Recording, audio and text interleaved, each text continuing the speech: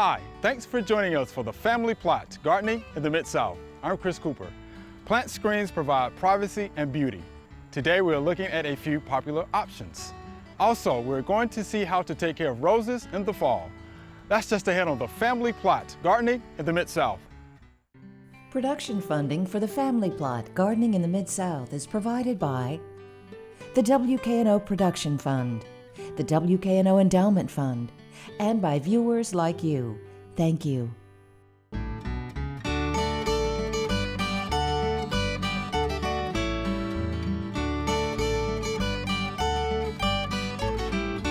Welcome to the Family Plot. I'm Chris Cooper.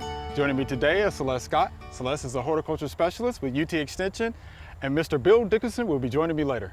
Celeste, always good to have you. Thank you. I'm excited to be here today. Yeah, well, this is your playground, right? Yes. This is the UT Gardens right here in Jackson? Yes, UT Gardens here in Jackson at the West Tennessee Agri-Research and Education Center. So Nice. we love the opportunity to be able to use the grounds to educate and, encourage people to come out and visit us. Daylight Good to deal. dark, we're open. That's good, and the grounds are beautiful. Thank you. All right, so we're gonna talk about plant screens. So here's my question to you. Mm-hmm. Why do we need to use plants as screens? Well, there could be several different reasons why folks might want to use a screen in their home landscape. All right. So number one usually is to block out Okay. other people, right? They Right, want right. some privacy. They want some privacy, right? right, So right. blocking out those neighbors, trying to get, a sense of privacy, right, from I those folks understand. that are living right next to us. Another reason that we might want to use screens is to kind of block out some of the more functional areas of your landscape. So maybe you have, a work shed or, a work area that maybe you don't want to be right in your visual line from the place where you're relaxing. So maybe that's your patio or a hardscape area near the home. So several different reasons that we could utilize screens. Also to, provide for wildlife. We're going to have a higher good. amount of wildlife coming That's in good. if we can have varying degrees of height and layers in our landscapes to provide for different types of birds and other animals that might be coming into the landscape. Yeah, let's let the So- wildlife come on into the landscape. Yes, yes. So we have a few different reasons why people may look to using screens. Another one that I hear a lot is, folks are concerned about how expensive putting in a fence would be. And so they think think about that that. it's going to be less expensive to use plants, and that is not always the case. okay. They're like, let's just pick one plant, let's plant a bunch of them, have it done, and in their mind they think that's less expensive than an install of a fence. That is interesting. But a risk that we face with monoculture plantings is when pests or disease come into play, all of those plants would be susceptible. Like if one's susceptible, they all are. So a way to kind of protect ourselves in that type of situation is to use what we like to call a mixed screen.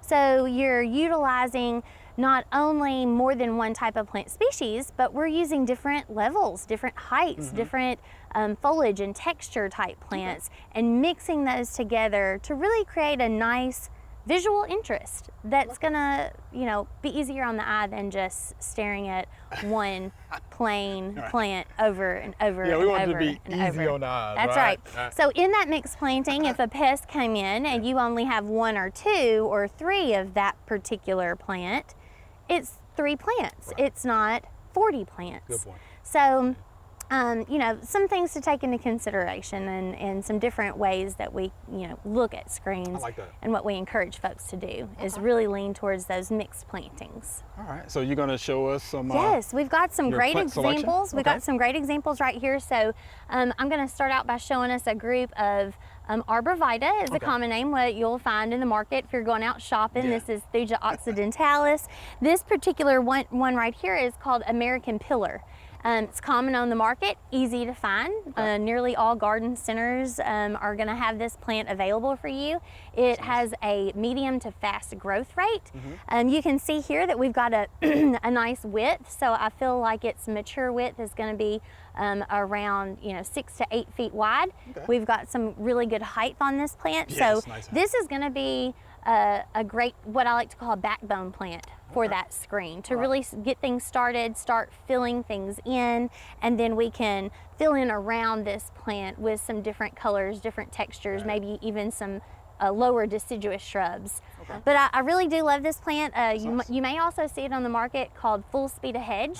So full speed ahead. I know. Oh. American Pillar was Okay. its actual cultivar name, like but it. then as it I got like it. more popular, they've rebranded that. So you may see it called both things. But So we don't have to worry about Nope. disease, insects, anything. we do like have some bagworm issues with okay. these evergreens, but you know that's something that we just need to keep an eye on. Okay. I want to show us another one here. This particular cultivar is called I like it. Thin Man. I like it. Thin Man, tall Thin and Man. skinny, right? Yeah, yeah. And this has a completely different purpose in the landscape or in a screen planting. If you have very narrow spaces, this can be super helpful in those types of situations. You can see how tight it is. Yeah, it is tight. It's going to have one of the thinnest, tightest columnar forms of these arborvitae. So that's a great option, Yeah. and also not as common to find it as the American Pillar, but still relatively easy to find in the trade. Right. I've got one more good. arborvitae I want to show with this. This is called Skywalker. I like And it. so I love Skywalker because it's an in-between from the American Pillar and the Thin Man, right? So it's got kind of this medium width habit where it's going to be anywhere from like 3 to 6 feet wide. Okay. Then it's going to get a mature height of about 15 feet. And I feel like it could fit a special niche in a screen planting. I have some more to show there's us. more? There's more. We've got some broadleaf evergreens. You want to come see them? Let's go check them out. Okay. So, Chris, this is a broadleaf evergreen called Foster Holly. Familiar with that? It is a naturally occurring native hybrid to the southeast. So, two different native species crossed Gotcha. naturally without human aid, Okay. and the Foster Holly was born. How about that? And once it was discovered, right, it exploded in the trade. They used to be used widely in home landscapes, but we saw them used a lot improperly on home landscapes. have. Put it I've on seen the that. the corners of buildings, too close to structures. But this plant can get massive if Yeah. allowed the space to grow. So 30 feet tall, varying widths. In this particular planting, we've got them spaced pretty closely together, maybe 5 or 6 feet apart. Okay. And the objective here was to create a wall. Got it. So we certainly can do that. And this screen could be even more visually interesting if we came in with some lower understory plants and kind of continued to build this screen out. But I certainly wanted to share this plant with you, show you some of its excellent qualities for screening. It has a medium growth rate, and depending on the quality of the soil, could grow even faster than that. Really, even Has faster? really nice berry set. see the You can berries. see they're already starting to develop.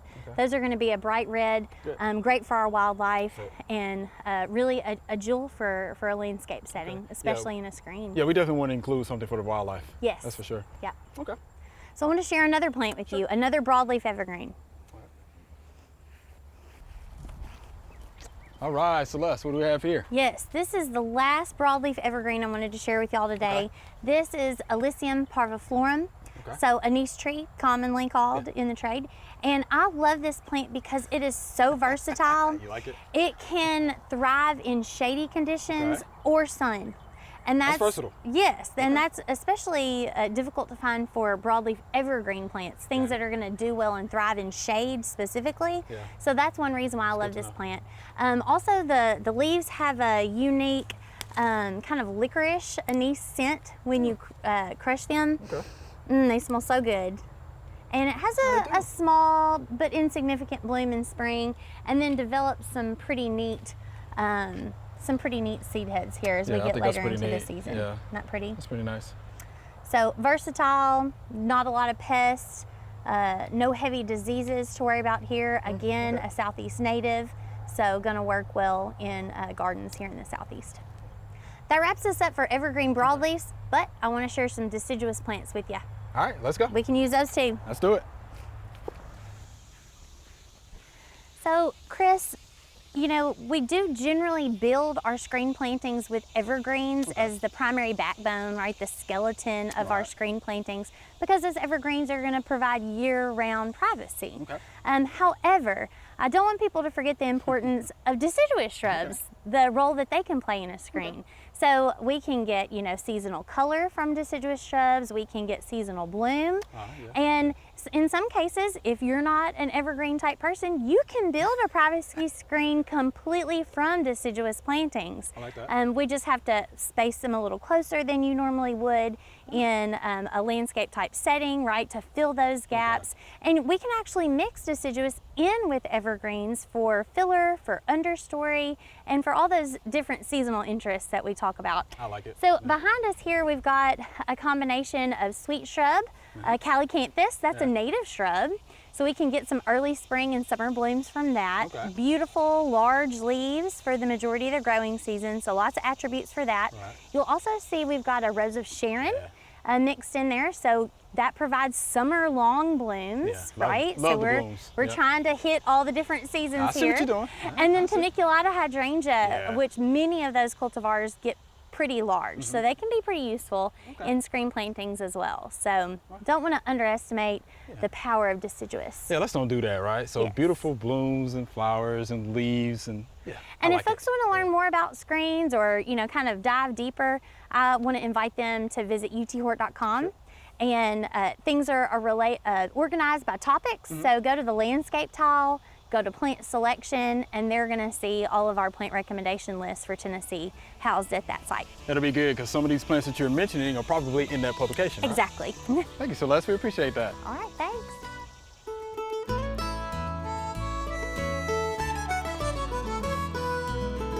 We're at the beginning of August here at the UT Gardens in Jackson, and we're looking at our pumpkin, squash, and gourd display or planting that we've done. And you'll notice, are there weeds here? Virtually none. It's because we've used this landscape fabric. And so after we prepared the soil, we wrote out the landscape fabric, we left a little slit down the middle, and we planted our plants or direct seeded plants into that. And we also, you'll see there's drip irrigation here. So we ran that drip right down the middle, and that helps, of course, water the plants, but also keeps from losing evaporation from overhead irrigation.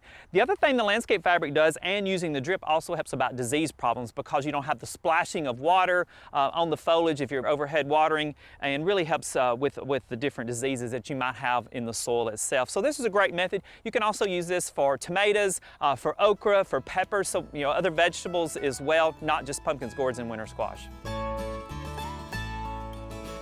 right, Mr. Bill. Let's talk about rose care for the summer. What do we need to do? What do we need to know? Well, it's hot. Roses don't like all the heat.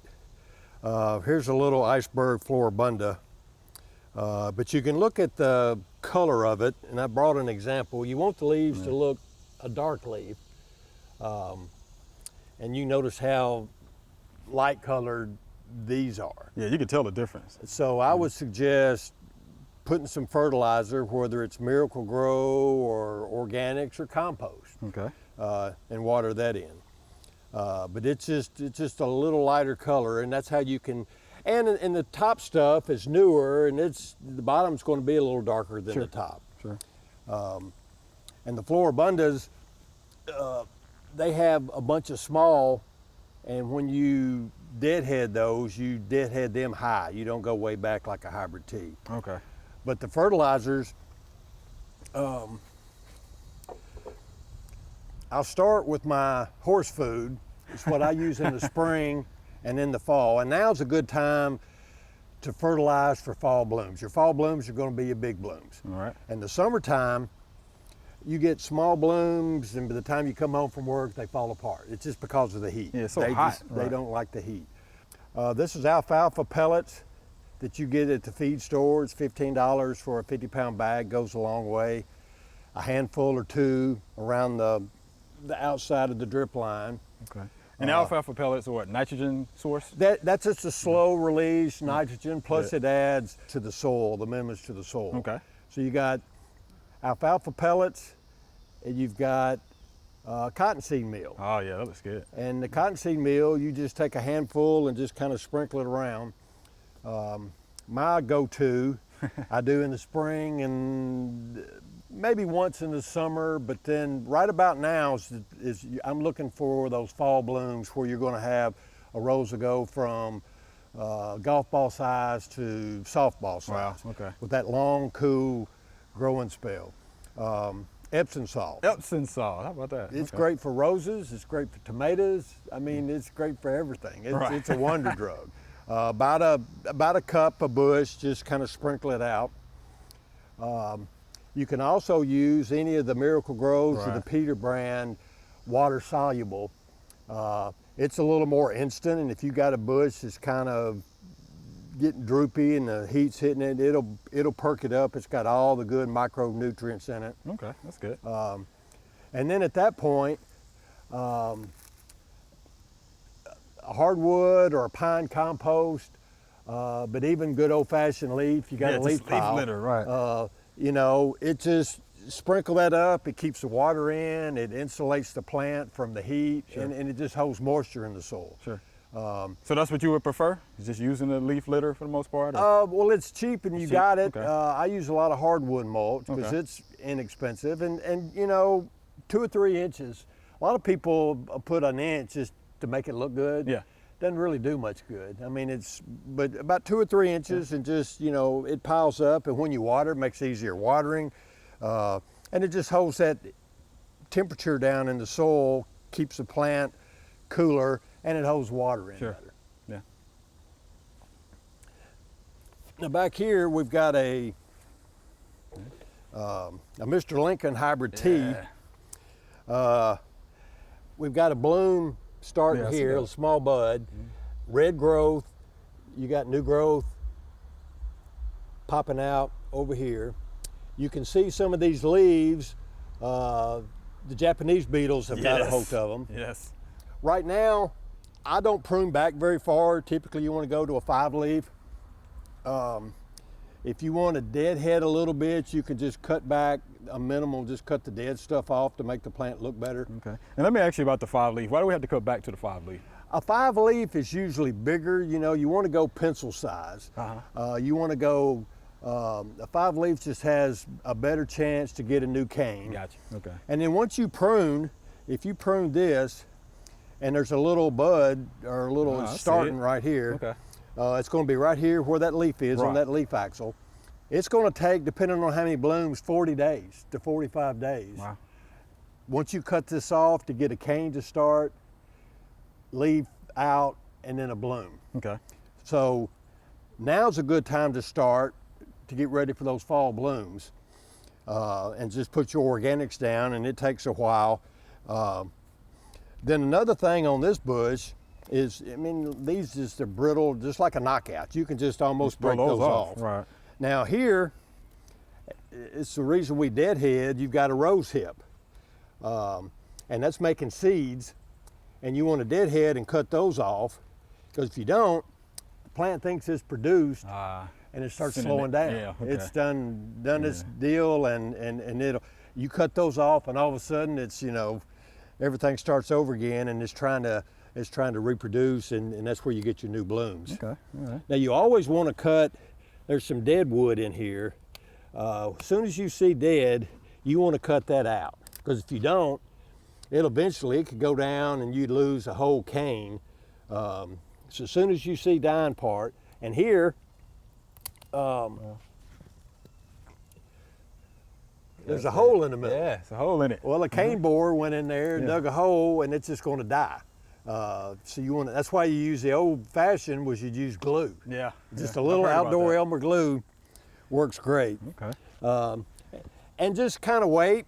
And if you were going to prune this, once it cools down and it's an obvious drop in temperature and the plants are getting ready for the big blooms in the fall, you could take that bush down to here and here, maybe to here, and then you'll get big blooms and a lot of new growth. Okay. On the ends, you can see here, there was like 3 places.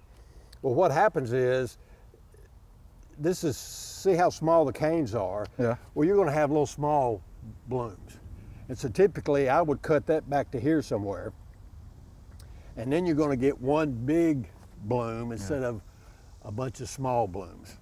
So you prefer the bigger blooms as opposed to the smaller blooms? Well, in the Especially in the- summertime, yes, Okay, they're going to yeah. be small. Small, But right. in the fall, you want those big blooms you take in the house and or give to your friends and neighbors, Sure. church people, shut-ins.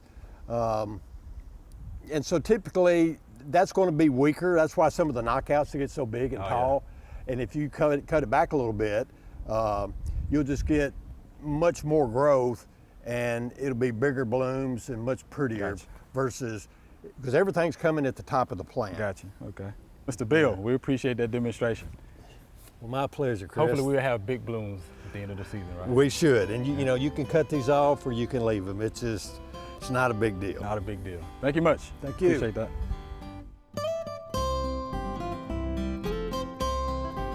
I want to introduce y'all to a common landscape pest. This is the bagworm. This tends to be a pest of primarily conifers, but we also see it feeding on some other deciduous plants in landscapes, most often the Japanese maples. Now, this time of year in late summer is not the proper time to do any treatment for bagworms. They've gotten too big, and as they create those bags around their bodies, it becomes impenetrable to water. So any kind of insecticide application is not recommended from July forward. But keep an eye out for next year as they begin to start feeding early or in the summer, around May. And what you want to look for then are very, very small caterpillars at first, and as they feed, they begin to pick up trash from the foliage of the plant that they're feeding on and building the bag around them. That bag continues to grow as the crawler stage begins to grow, and that is when they're doing the majority of their damage. So we want to target our insecticide applications for when those crawlers are young and before they have begun to construct the bags around their bodies. So you need to be out scouting your plants April, May, June. That is the window for effective insecticide applications for control. If left untreated and we have high populations, it can completely defoliate an evergreen tree. And for arborvitaes, junipers, things of that nature, once they lose all of this green on the tips, if they've completely defoliated it, you're not going to get any flush back out from that plant. So it can be a serious pest of these conifers. Now, this time of year, the best thing to do if you know that you have them in your landscape is to just pull them off, right? Let's go out and do some hand removal, collect those. You can squish them, the ones that still have adults in them, which this one did, and prevent them from being able to lay eggs and increasing those populations for next year. All right, here's our Q&A segment. Y'all ready? Yes, sir. All right, these are some Right. great questions. All right, here's our first viewer email. Why do my peonies do this? The blooms don't fully form before they die. And this is Vivian from Forest City, Arkansas. So what do you think about that one, Celeste? Well, I have a few ideas. Okay. So this hear it. general happening, people refer to it, peony folks refer to it as bud blast. So it heard could it. be caused from a number of different things. Okay. One is botrytis blight, but in that picture, I the didn't- leaves looked okay. They look clean. Right, Yeah, and yeah. usually botrytis blight affects not only the buds, but it can also affect stems Yeah. and leaves. Yeah. So I'm not sure what happens with this plant later in the season, Sure. right? That's So fair. you know, it's a potential that could be happening. But things to look for botrytis blight, that's usually more prevalent when we have rainy, cool, Mm-hmm. long springs. Also, most of the time they would be like a fuzzy type of spore development on Okay. top of that bud that lets you know that yes, that is a pathogen, you know, affecting that bud. But other things that could be causing that could just be a late cold snap. That's what I was thinking. You know, Spring late frost, freeze. maybe? Yeah. The peonies are pretty frost tolerant, but if it really got severely cold, also I think sometimes lack of sunshine. Peonies love full Yes. sun, So and too much also shade could be too a much problem. Too shade, much shade, all right. and also they don't like to be planted too deep. I don't think that would affect necessarily the bloom bud, but Yeah. but giving them ideal conditions, full sun and shallow planted. You want that pulp or crown just barely below the ground. Oh, that's good And to know. anything that could cause stress really could be a contributor to this broader thing that we call bud blast Yeah. in peonies. So, you know, if it's super low fertility, Yeah. if Yeah, it's, something that's like good. Jason mentioned, too much shade, if there's not enough airflow. I know I'm guilty of that, letting other plants kind of crowd in and drowned out those peonies later in the season. So some cultural things that you can do to help with that is increase airflow. Make sure that, you know, they've got room to breathe. Make sure they do have enough light. And if you have to dig those to move them to another site, right, to rectify some of those cultural conditions, you can expect to not have, you know, bloom for a few years yeah. or, you know, very reduced bloom because they're kind of finicky about being moved. And fall is a great time Fall. to transplant Yeah, I was just gonna peonies. ask you that. So when is a Excellent good time? of year, Okay. fall. Good deal. All right, Vivian, we got it covered. All right, thank you for the question. Here's our next viewer email.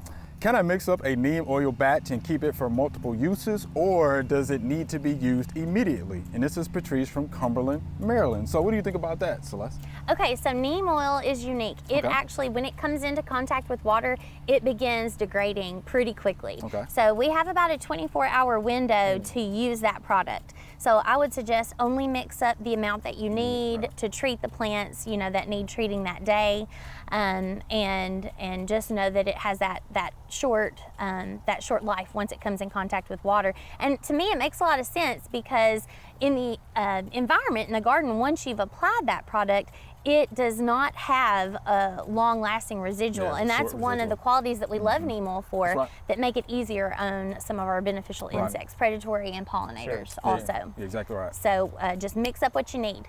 All right.